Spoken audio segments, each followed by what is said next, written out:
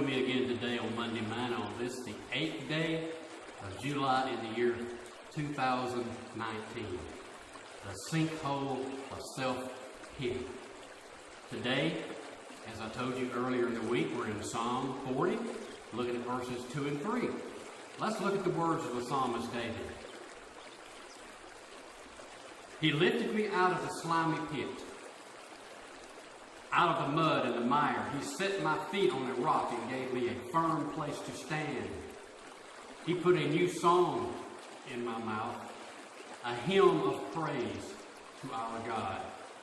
Many will see and fear and put their trust in the Lord. Boy, old David got himself in a fix, didn't he? He lusted after a woman that he saw on the rooftop. He was on a higher rooftop and looked down and saw her on a lower rooftop bathing. He lusted after her and went after her and got her in trouble and had to have her husband killed. And David had people looking for him, and he was hiding in the cave, and everything began to pile up on old David, King David, didn't it? He found himself in the mud and the mire and the muck of life. Now, if you be honest with yourself, there's been times in your life when you felt like old King David, everything was crowding in on you. I've never been in that sinkhole of self-pity very long. Most time, one or two situations have come my way and I can handle it and get through it, but sometimes things begin to pile up on you so quick that it bombards you and weighs you down, and you begin to sink and you begin to doubt God, and you get in that self-pity and have that pity party on yourself.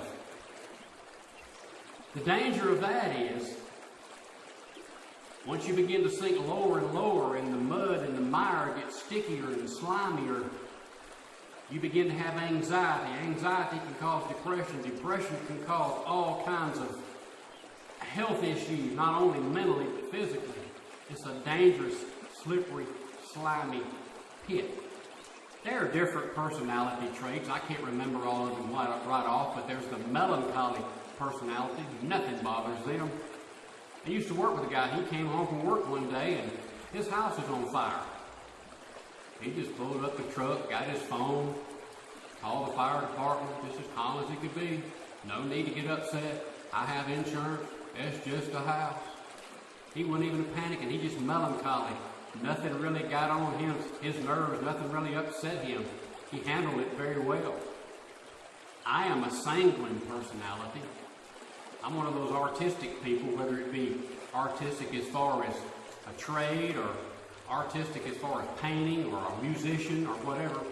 I'm that sanguine personality. I'm always striving to do better, but I never feel like I'm doing good enough. And my anxiety level and my dangers of falling into that slimy pit would be a lot greater than that melancholy personality would be. You follow me? Different people have different personalities. But you need to really be careful. You fall down in that pit of self-pity, the more you wiggle, the more you fall.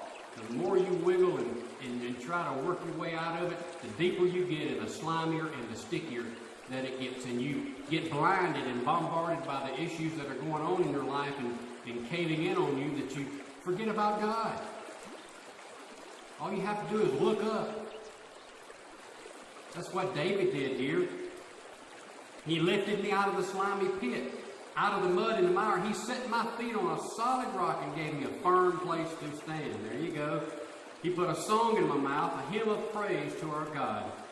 Many will see and fear and put their trust in God. So many times in my life have I been blinded by life's situations and issues that I just didn't see God there. And I just wiggled myself farther and farther down in the mud and the mire and the muck of self-pity. The church that I was raised up in was the Church of the Nazarene. They used to sing an old hymn, and it's not in the hymn book that I use now. It's a song called He Brought Me Out. All of my Nazarene buddies out there, I hope I got it right, because it's been a long time since I tried to sing this song. But the chorus goes like this. He brought me out of the miry clay. He set my feet on the rock to stay. He puts a song in my soul today.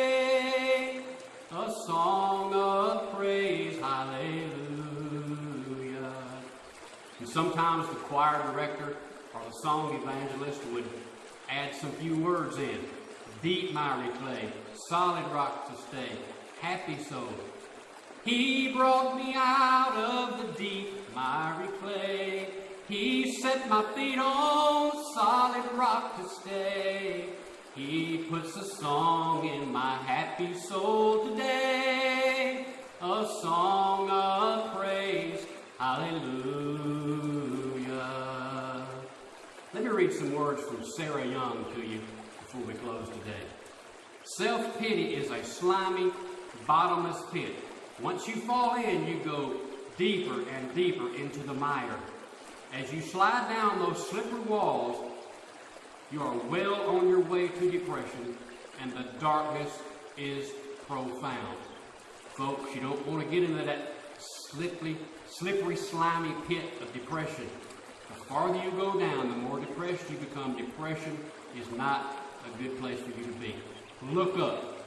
Look back up to Jesus. He will pull you out of that deep pit of slime that you're in. Once again, that verse.